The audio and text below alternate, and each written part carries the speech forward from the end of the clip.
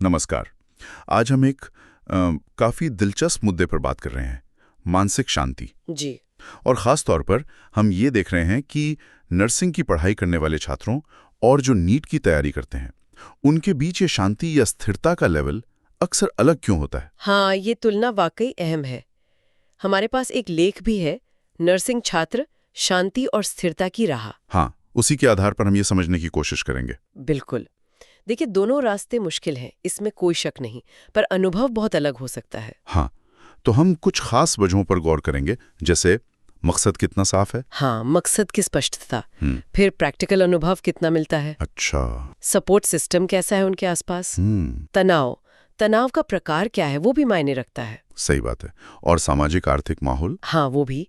और आखिर में पहचान कैसे बनती है, मतलब प्रोफेशनल आइडेंटिटी। ठीक है, तो मकसद हमारा ये है कि इन दोनों ग्रुप्स के जो भावनात्मक और शैक्षिक माहौल हैं, उनमें बुनियादी अंतर क्या हैं, वो सामने लाएं। जी। चलिए, पहले पॉइंट से शुरू करते हैं, मकसद का साफ होना। जी। कहा जाता है कि नर्सिंग छात्र एक स्पष्ट मिशन के साथ आते हैं, देखभाल करना, मरीजों की मदद करना। हाँ, और ये सिर्फ मतलब एक आइडिया नहीं है, ये उनके रोज के काम से जुड़ता है। अच्छा।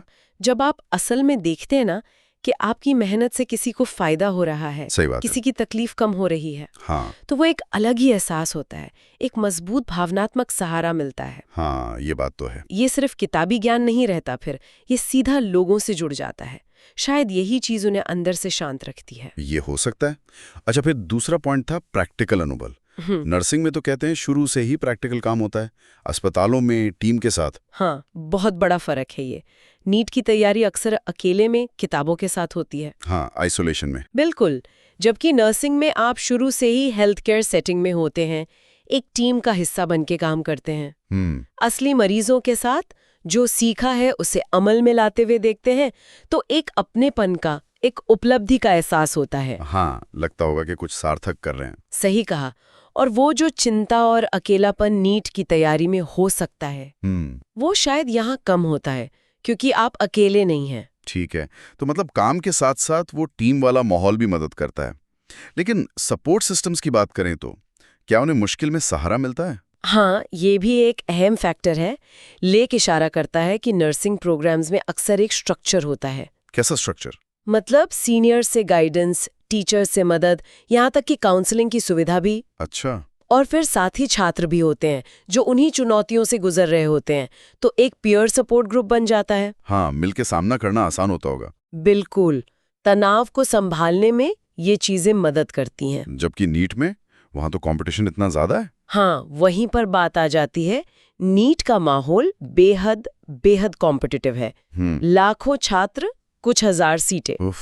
तो वो जो एक दूसरे की मदद वाला माहौल है, वो शायद उतना नहीं बन पाता।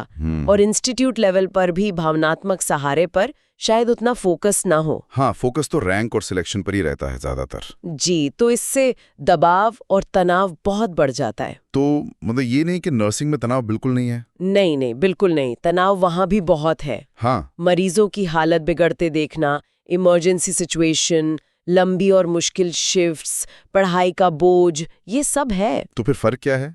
फर्क शायद ये है कि वो तनाव उनके काम से जुड़ा है और वो प्रैक्टिकल अनुभव के जरिए धीरे धीरे उससे निपटना सीखते हैं। कोपिंग स्ट्रैटेजीज विकसित होती हैं। अच्छा, मतलब तनाव झेलना सीख जाते हैं एक तरह से, हाँ। और शायद मरीजों के साथ सीधे काम करने से तनाव को देखने का नजरिया भी थोड़ा बदल जाता हो। और नीट का तनाव वो किस तरह का है? वो बिल्कुल अलग है।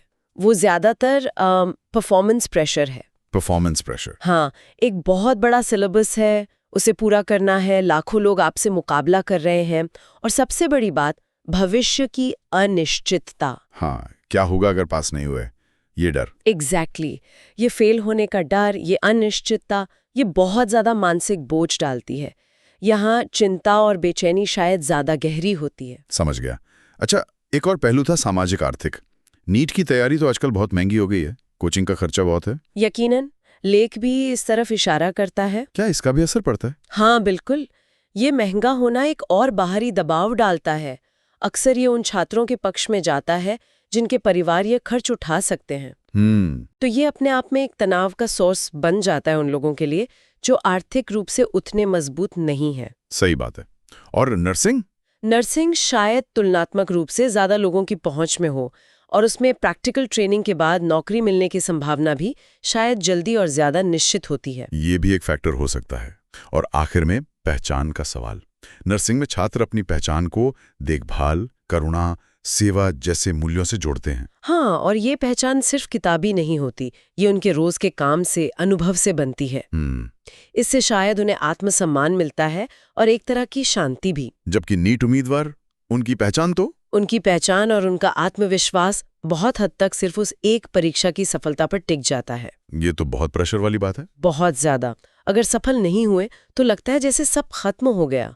खुद की पहचान को लेकर ही सवाल उठने लगते हैं। तो अगर हम सारी बातों को जोड़कर देखें, हाँ, तो ऐसा लगता है कि नर्सिंग छात्रों में जो थोड़ी ज्यादा स्थिरता या शांति दिखती है, उसके पीछे कई वजह हैं। जी, जैसे काम का एक साफ, नेक मकसद होना। हाँ, सीधे मरीजों से जुड़कर प्रैक्टिकल अनुभव मिलना, बेहतर सपोर्ट सिस्टम का होना, तनाव से निपटने के तरीके सीखना प्रैक्टिकल तरीकों से, और एक ऐसी प्रोफेशनल पहचान बनना जो सिर्फ एक परीक्षा पास करने पर निर्भर न हो। तो उनका रास्ता भी मुश्किल है, पर उसमें वो अकेलापन, वो अनिश्चितता और वो सिर्फ नतीजे पे टिके रहने का दबाव, वो शायद उतना नहीं है। हाँ, कह सकते हैं। नीट की तैयारी का माहौल अक्सर ज्यादा अलग-थलग, ज्यादा प्रतिस्पर्धी और तनावपूर्ण होता है। नर्सिंग में जो व्यक्तिगत मूल्यों और काम के बीच सीधा कनेक्शन है, शायद वही इस फर्क की जड़ है, वो रिलेटिव शांति की कुंजी। ये वाकई सोचने वाली बात है। और यहाँ एक सवाल उठता है, क्या नर्सिंग शिक्षा में जिस तरह से प्रोसेस पर, मकसद पर जोर है, क्या उससे बाकी हाई स्टेक्स पढ़ाई के रास्ते जैसे नीट कुछ सीख सकते हैं छात्र कल्याण के लिए? बहुत अच्छा सवाल है। क्या हमें सिर्फ नतीजे के बजाय उस सफर पर, उस प्रक्रिया पर भी ध्यान देना होगा? हाँ, इस पर विचार करना तो बनता है। चलिए, आज के लिए इतना ही। जी, बिल्कुल।